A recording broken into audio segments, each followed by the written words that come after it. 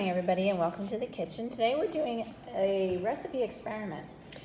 We just made the Irish soda bread, but now I want to try using this product. It's called 1-of-1 baking flour, gluten-free. This is supposed to be a gluten-free substitute for regular all-purpose flour when you want to make something. So you're supposed to be able to do it equal parts. So if I'm using 20 ounces of all-purpose flour, I should be able to measure 20 ounces of this gluten-free flour, and the recipe should work. So I have never used Bob's Red Mill gluten-free flour before, and we're testing it out. So this should be a good experiment to see. I've already measured out 20 ounces. Now, when I measured out 20 ounces of all-purpose flour, I got it equaling 4 1/4 cups of flour. Now, I've already measured out 4 cups of flour, but I'm wondering if I've got a whole quarter here. So the best way of measuring flour is this spoon method, because you don't want to just compact it in. You want to sort of spoon it into the measuring cup. And we'll see if we can get a 1/4 cup, or maybe it might be less. It's looking to me like this possibly could be less than a quarter. So I think I'm going to switch to the measuring spoons and double check it, okay? So what I ended up getting was 3 tablespoons, 2 teaspoons of this flour. That means I'm 1 teaspoon less than a 1/4 cup. So that's a very small amount. I mean, I could put 4 1/4 cups of all-purpose flour. Of the 1-to-1 baking flour. But I am going to notate that it was 4 cups, 3 tablespoons, 2 teaspoons. And see if when I'm mixing it, if it's overly wet, then I'll add that extra teaspoon of flour and see if it really makes a difference or not. Okay, I have my mise en place together. Everything's been weighed out. I decided to reduce the amount of raisins, and this time around I'm using golden raisins. So in the previous recipe with the all-purpose flour, I had 8.5 ounces of raisins, and I'm reducing this now to 6 ounces of raisins, golden raisins. The reason being is that one of the things that makes a difference in all-purpose flour and baking 1-to-1 gluten-free baking flour is that gluten is the protein strands in all-purpose flour, wheat flour, that makes it so it holds together. It's sort of like rubber bands intertwined, and they make it strong. And because of that structure, it can hold a lot of raisins in it.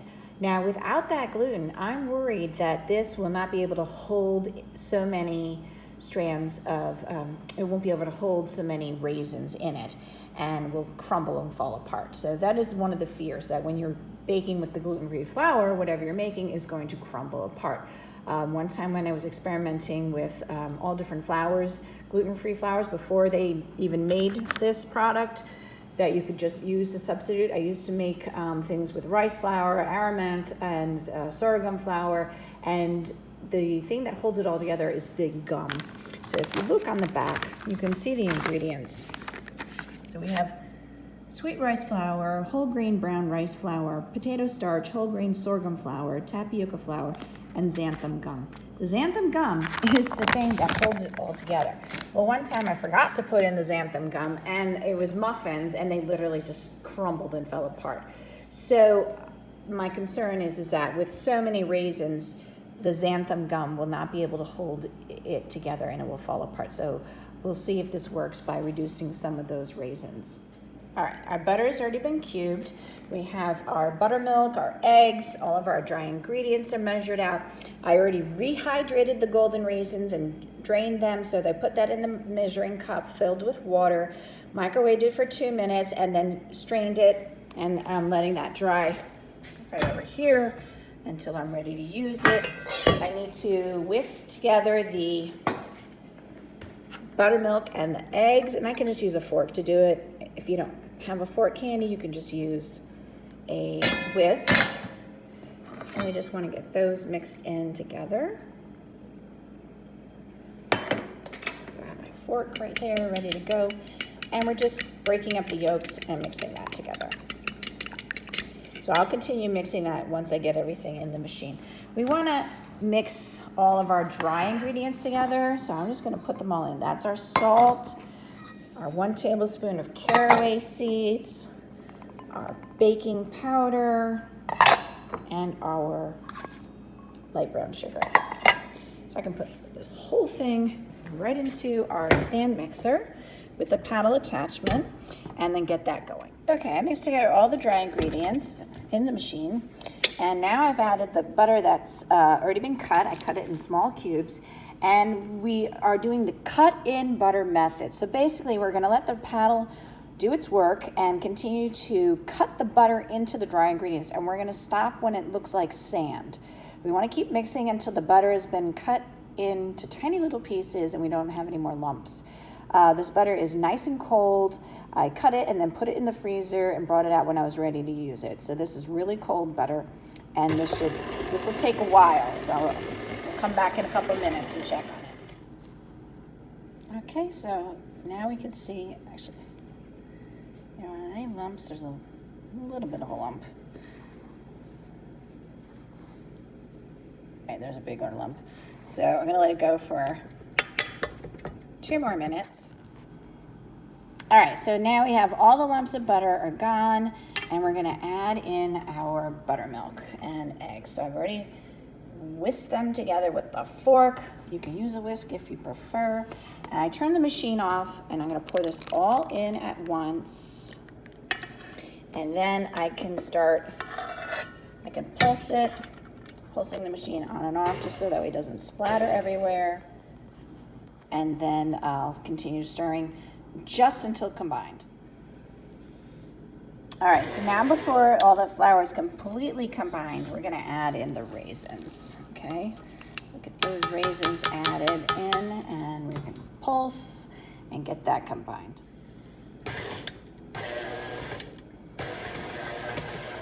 All right, so we're gonna let that mix until it comes together. And this is normally where I would let the machine work, kneading it all together in order to develop the gluten.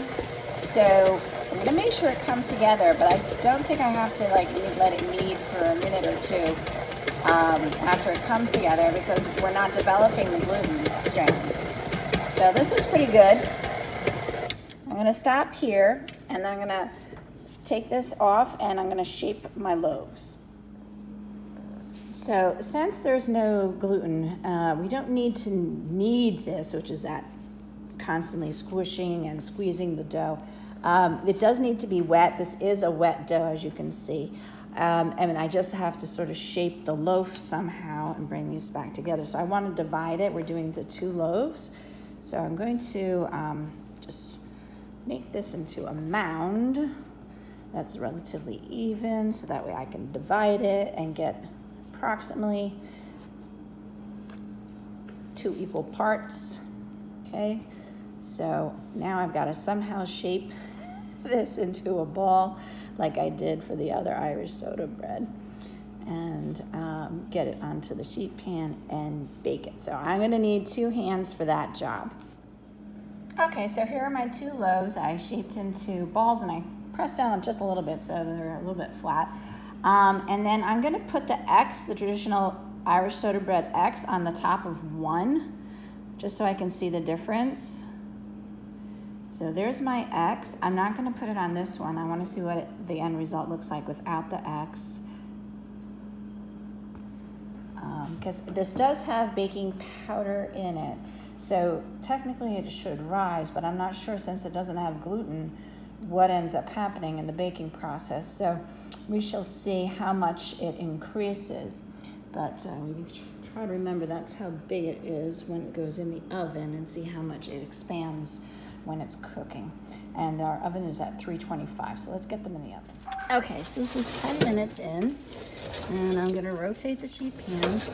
So it is puffing up a little bit. All right, so I'll set the timer for another 10 minutes. I'm up to 1 hour and 10 minutes of baking time, and this has got to be done. All right, they got a little bit of color. They just constantly still seem wet a bit in the middle. That's why I had to keep letting it go further and further. So I'm going to let these cool. Now they did break apart, similar to the Irish soda bread that I made with regular flour. They cracked a bit more, but the true result would be I got to let these cool, and then let's slice them and see if they hold their shape when they're slicing or if they crumble and fall apart. Okay, so this has had a little time to cool. Now this is the loaf with the X on it, and this is the loaf without the X on it. So I guess if I do this again, because it does crack so much, I'm not even gonna bother with the X. All right, now this is cooled enough and I'm able to lift it. So that's a good sign. We've got some nice color on the back. If I tap it, it does sound hollow. Let's just keep our fingers crossed and pray this doesn't just fall apart when I'm baking it, cutting it. All right, so I'm gonna saw this back and forth. So hopefully it won't fall apart too much. Oh, okay, so it kind of held together. It did crumble a little bit, but so did my other loaf. Now the true test will be the tasting, of course, and as it cools more, I'm sure it'll hold up even better. So let me slather it with some butter and give it a good old taste. All right, it held together. It tastes great. I'm so excited. I really thought it was just gonna fall apart. So I'm really, really happy that it held up. And it held up enough that I can lift it up. It's not crumbling in my hand. I spread the butter on it. It didn't crumble when I spread the butter on it. And it tastes so good. So great news, because my mom is gluten intolerant and she really needs to eat stuff that doesn't have gluten in it anymore. And so Bob's Red Mill 1-to-1 baking flour, big thumbs up from us. We're going to continue to experiment more recipes using it to make sure everything is gluten-free. And just to go over things that I changed for our recipe, instead of 1.5 cups of raisins, I used 6 ounces, which is 1.25 cups of golden raisins. And our 20 ounces of gluten-free flour was a 1 teaspoon less than the 4.25 cups of AP flour. So it was 4 cups, 3 tablespoons, 2 teaspoons of the gluten-free flour to equal 20 ounces. And then difference was that there's no kneading.